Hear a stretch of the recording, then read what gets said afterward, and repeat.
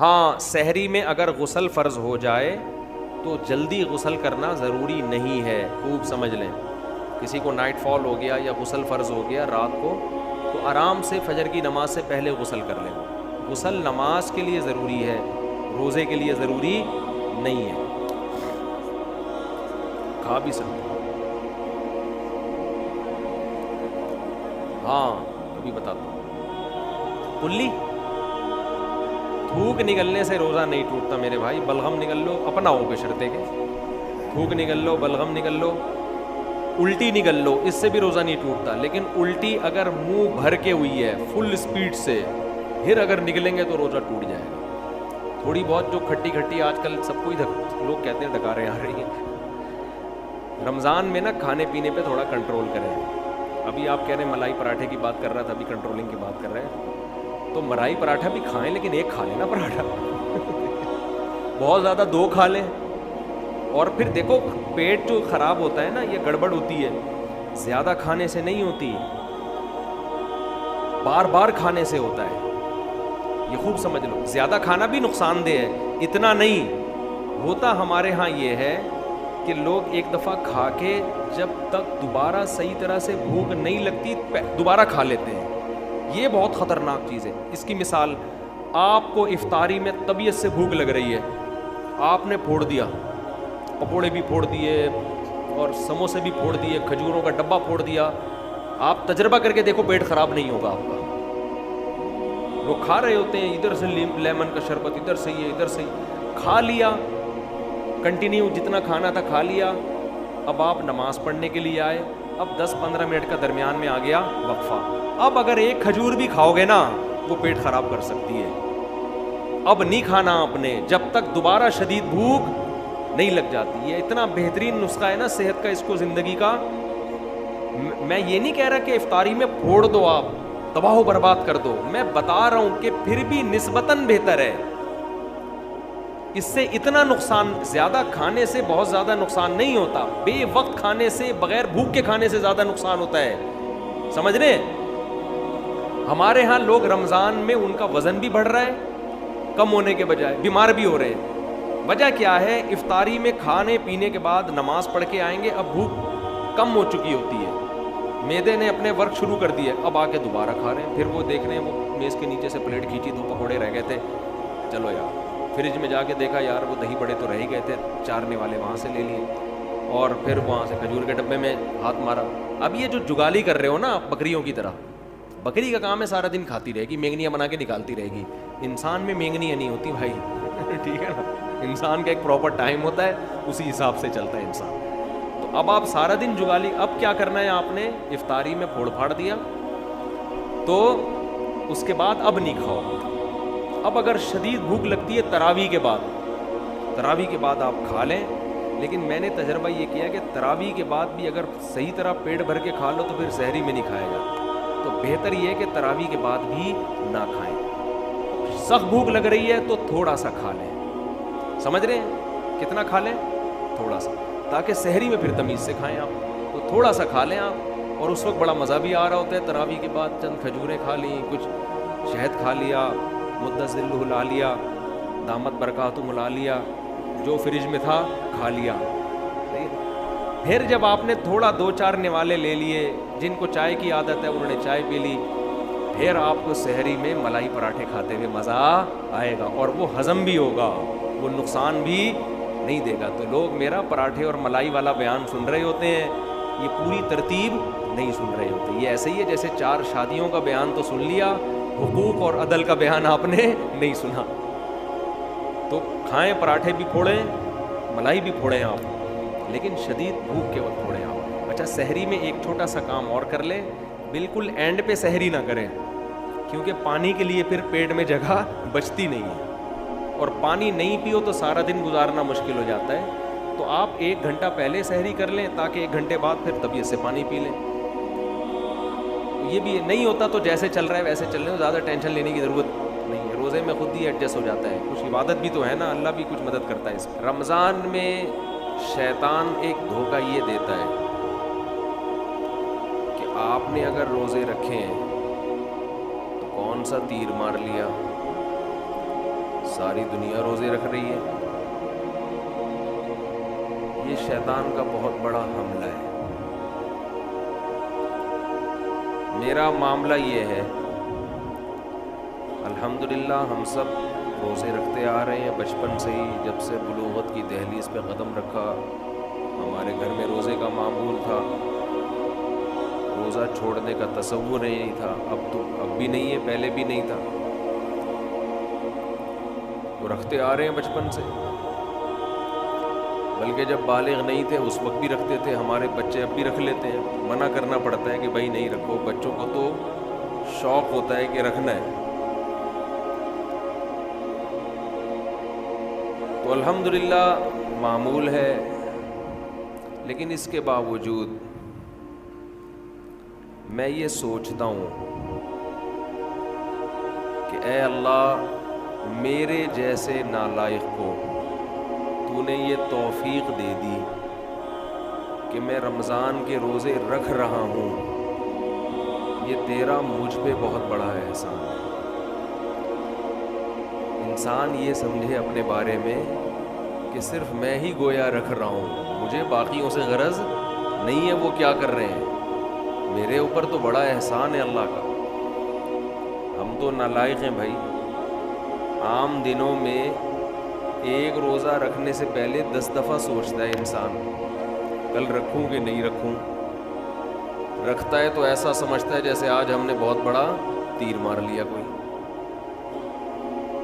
اور رمضان آتا ہے، ہم جیسے مجھ جیسے نالائق کو اللہ توفیق دے دیتا ہے 29 یا 30 روزے رکھنے کی. 30 کی تو 15 سال ہو گئے، کوئی رپورٹ ہے ہی نہیں. 29 ہی ہوتے ہیں پاکستان میں. 29 روزے رکھنے کی اللہ ہم جیسے نالائقوں کو توفیق دے دے. بھائی میں تو اپنا معاملہ اللہ سے دیکھتا ہوں کہ مجھ سے تو نے اتنی بڑی نیکی کروا لی. مجھے کیا پتا بھائی قدیر بھائی کیا کر رہے ہیں، شاکر بھائی کیا کر رہے ہیں، رفیع بھائی ہیں. یہ تو روزہ رکھ کے پتہ ہی فرق ہی نہیں پڑتا ماشاءاللہ. روزے میں بھی ایسے ایسے گھوم رہے ہوں گے یوں کر کے. آپ دیکھ لیں کبھی ان کو آ کے. روزہ رکھ کے نا عصر کے وقت سب مرجھائے ہوئے ہوتے ہیں. کراچی میں جیسے گرمی ابھی شروع ہو گئی ہے تو رفیع بھائی نہیں ماشاءاللہ مرجھائے ہوئے. آپ کو پتہ نہیں کچھ اللہ نے الگ سے کوئی انرجی دی ہے. رکھتے ہیں، آپ بدگمان نہ ہو. بعض دفعہ انسان اتنا فریش ہوتا ہے لوگ سمجھتے ہیں کہ اس کا ہے ہی نہیں. یہ ہمیں یقین ہے کہ رکھتے ہیں. تو میں تو یہ دیکھتا ہوں کہ میرے جیسے نالائق کو اللہ نے توفیق دی. میں تو اس پہ خوش ہوں. میں تو اس پہ خوش ہوں کہ ہم جیسے تیسے ہیں. جتنے مرضی نالائق ہوں تو بھائی ایک روزہ نہیں، 2 نہیں، 3 نہیں، 4 نہیں، 5 نہیں، 6 نہیں، 7 نہیں، 8 نہیں. اللہ نے کتنے روزے ہم سے رکھوا لیے. تو ایک دل میں راحت محسوس ہوتی ہے، خوشی محسوس ہوتی ہے. ہاں تھوڑا سا یہ خوف بھی ہونا چاہیے، تھوڑا سا، کہ ایسا نہ ہو کہ ہماری کسی بدعملی سے اجر ضائع ہو جائے. یہ خوف بھی ضروری ہے. یہ خوف بھی تاکہ اترائے نہیں انسان. لیکن اصل تو یہ ہے کہ یہ کیا ہے؟ نعمت ہے. ہمارے نبی صلی اللہ علیہ وسلم سے بھی ثابت ہے. ہمارے نبی اپنے آپ کو موٹیویٹ کرتے تھے روزہ رکھ کے. اپنے آپ کو موٹیویٹ کر رہے ہیں، اپنی حوصلہ افزائی کر رہے ہیں. کیسے حوصلہ افزائی؟ جب آپ صلی اللہ علیہ وسلم روزہ افطار کر لیتے، کیسے انسان کو خوشی محسوس ہوتی ہے. آج خوشی اس لیے نہیں ہو رہی کہ سحری میں 3 پراٹھے پھوڑے ہوئے ہوتے ہیں، پھینیاں کھجلے کھائے ہوئے ہوتے ہیں، بھوک ہی نہیں لگ رہی ہوتی. وہ تہ جو بیٹھنا شروع ہوتی ہے عصر مغرب میں جا کے، تو وہ جو ڈکاریں، اکثر لوگ مجھ سے رمضان میں یہ پوچھ رہے تھے کھٹی ڈکاریں نگلنے سے روزہ تو نہیں ٹوٹتا؟ ایسا لگتا ہے ہر آدمی کھٹی ڈکاریں ہی نگل رہا ہے سارا دن بیٹھ کے. ہر آدمی یہ مسئلہ پوچھ رہا ہوتا ہے، کھٹی ڈکاریں نگلنے سے روزہ تو نہیں ٹوٹتا؟ بھائی تو کیا ڈکاروں کے علاوہ اور کوئی کام نہیں ہے کیا؟ بہرحال یہ تو میں ایسے ہی کہہ رہا ہوں، لیکن جتنا مرضی 3 یا 4 بھی کھا لو تو بھی بہرحال انسان ایک مجاہدہ کرتا ہے. تبھی تو دنیا پرست آدمی ایک روزہ بھی نہیں رکھتا. ہٹے کٹے لوگ دیکھے ہم نے، ڈاکٹروں نے ان کو کہا ہوا بھی ہے کہ تم نہیں کھاؤ، تمہارے لیے کھانے کے علاوہ دنیا کا ہر کام تم پہ سوٹ کرتا ہے، پھر بھی روزہ نہیں رکھتے. ان سے نہیں رہا جاتا 2-4 گھنٹے بھی کچھ کھائے پیے بغیر. ان کو چائے چاہیے، ان کو گٹکا چاہیے، ان کو پان چاہیے، ان کو نسوار چاہیے، ان کو روٹی چاہیے، ان کو کچھ نہ کچھ جانوروں کی طرح جگالی کرنے کے لیے چاہیے، منہ گھومتا رہے. ہے روزہ خور، آپ دیکھ لو، کھا رہے ہیں، ان سے نہیں برداشت ہوتا. گھر میں سب کا روزہ ہوتا ہے، بوڑھوں نے رکھا ہوا ہوتا ہے. لوگ ہمیں آ کے بتاتے ہیں سب کا روزہ ہے، ایک نالائق بیٹا ہے، ہٹا کٹا جوان، اس سے نہیں رکھا جاتا، گھر میں نحوست کا ذریعہ بنا ہوا ہے.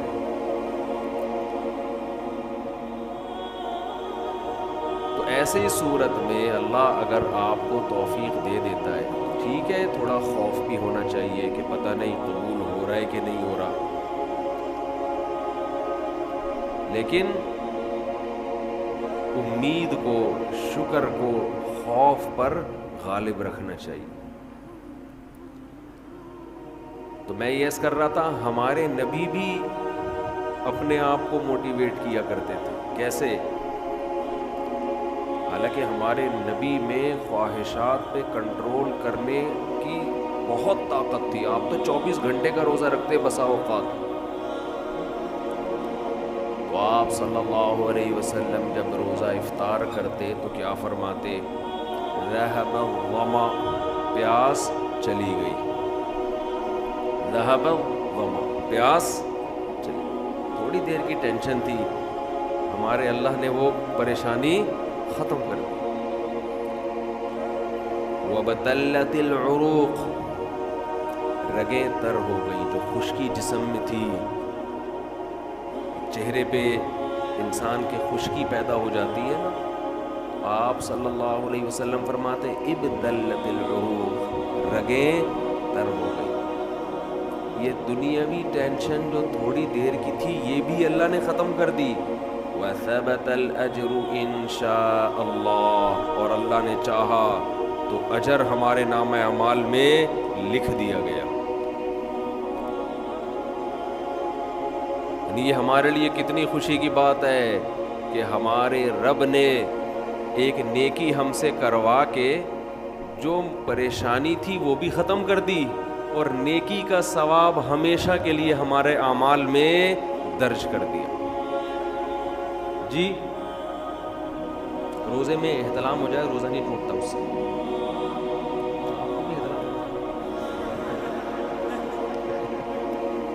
آپ تو غائب ہو جاؤ گے، مارکیٹ سے چھٹ جاؤ گے. جی کیا؟ کپڑا فولڈ کرنا نماز میں، یہ آستینیں اوپر کر کے فولڈ کرنا کونیوں سے اوپر، یہ جائز نہیں ہے. اگر پہلے سے ہی آستینیں ہی اوپر تک ہیں تو پھر ٹھیک ہے، تھوڑی بہت فولڈ، نہیں یہ بھی فولڈ کرنا لازمی ہے نماز میں. گلی والا سوٹ پہنے، بغیر گلی والا پہنے، مرضی آپ کی. جماعت کھڑی ہوئی ہے، اسی جگہ پہ کھڑے ہو کر سنتیں پڑھنا جائز نہیں ہے.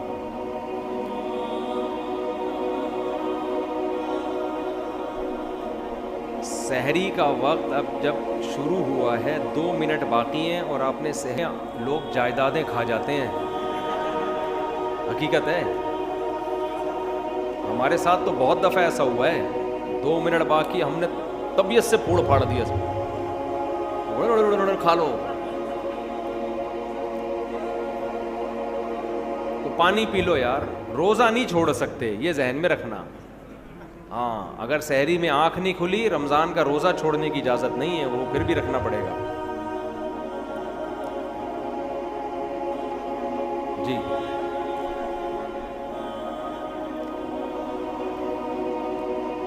تو ادھار مائنس کر کے دیں، ادھار مائنس کر کے جو بچے اس پہ زکوٰۃ دیں۔ انہوں نے کہا سلام کے آداب، سلام کے تو کیا آداب بتاؤں، وہ آداب والا لطیفہ یاد آ رہا ہے مجھے، سنا ہے؟ چلیں آپ لوگ تھوڑا فریش ہو جائیں گے۔ ایک سائنسدانوں نے نا کسی کو، خاتون کو ایک ٹیبلٹ کھلائی بچے کو باادب پیدا کرنے کے لیے، پریگننٹ خاتون تھی، ایک گولی کھلائی کہ اس سے بچہ باادب پیدا ہوگا، تو وہ ایک کیپسول کھلایا۔ آپ نے سنا ہے حضرت یہ لطیفہ؟ ارے پھر آپ نے سنا، آپ لندن سے آئے ہیں تو انگریزی میں یہ لطیفہ ہو ہی نہیں سکتا تو گولی کھلا دی ایک کیپسول، بچہ پیدا ہوتے ہی آداب، آپ پوچھ رہے ہیں سلام کے آداب بتائیں، یہ آداب بتا رہا ہوں، سلام بچہ پیدا ہوتے ہی آداب۔ سائنسدان بڑے خوش ہوئے کہ یار یہ تو بڑا کوئی خاندانی کیپسول ہو گیا ہے۔ ایک خاتون کو اکٹھے 6 کیپسول کھلا دیے کہ یار جب ایک کیپسول سے بچہ اتنا با ادب تو 6 سے کیا ہوگا۔ تو اب پریشان یہ ہوئے، ولادت کا ٹائم آ گیا، بچہ پیدا ہو ہی نہیں، بڑے پریشان ہو گئے یار۔ الٹرا ساؤنڈ کیا، پتہ چلا 2 بچے ہیں، ہر ایک دوسرے کو کہہ رہے پہلے آپ، وہ کہہ رہے نہیں پہلے آپ، اسی میں 1 مہینہ ہوا، سمجھ رہے جی؟ آپ کچھ پوچھ رہے ہیں جی؟ نہیں، ادھار دیا ہوا ہے تو اس پہ زکوٰۃ ہے، لیا ہوا ہے تو اس کو مائنس کیا جائے گا۔ کیا؟ ہاں، فون کال پہ وکالت کے ذریعے نکاح ہو جاتا ہے، دولہا وہاں بیٹھا ہوا ہے، وہ قاضی کو اپنا وکیل بنا دے کہ میری طرف سے آپ قبول کر لیں گواہوں کی موجودگی میں، دلہن بھی اس کو وکیل بنا دے کہ میری طرف سے آپ قبول کر لیں، تو نکاح تو فون پہ نہیں ہوگا، نکاح تو مجلس میں ہی ہوگا، فون پہ وکیل بنا دیں گے یہ اس طرح سے۔ لڑکے کے ماں باپ راضی نہ ہو تو نکاح ہو جاتا ہے، لڑکی کے ماں باپ راضی نہ ہو تو پھر اختلافی مسئلہ ہے، فقہ حنفی میں ہو جاتا ہے، دوسرے فقہا کے یہاں نہیں ہوتا۔ احتیاط یہی ہے کہ نہ کیا جائے ایسا نکاح۔ صلاۃ و تسبیح پڑھنا جمہور کے نزدیک بہتر ہے، سنت ہے، افضل ہے، بعض فقہا اس کے قائل ہیں کہ ثابت نہیں ہے، اختلافی مسئلہ ہے، پہلے کم پھٹے ہیں یار دنیا میں، نئے پھٹے پھٹے سے۔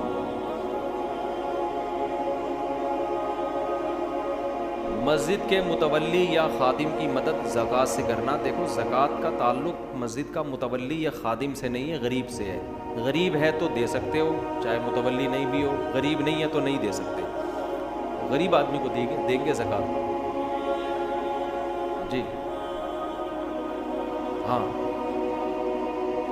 نہیں، خواتین کے ناک کان چھیدنا مرد کے لیے بالکل جائز نہیں ہے، آپ یہ کام چھوڑ دیں۔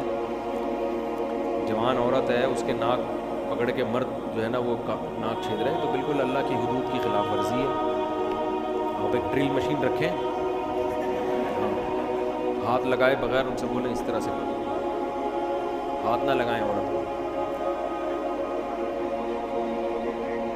ہاں جی، آپ 15-20 دن کے لیے وہاں جاتے ہیں، نہیں، 15 دن کے لیے جب کسی شہر میں جائیں گے تو پھر پوری نماز پڑھنی پڑے گی آپ کو، 15 دن کے بعد نہیں، پہلے دن سے ہی پوری پڑھیں گے، اگر 15 دن کے لیے گئے ہیں، نیت پہلے سے۔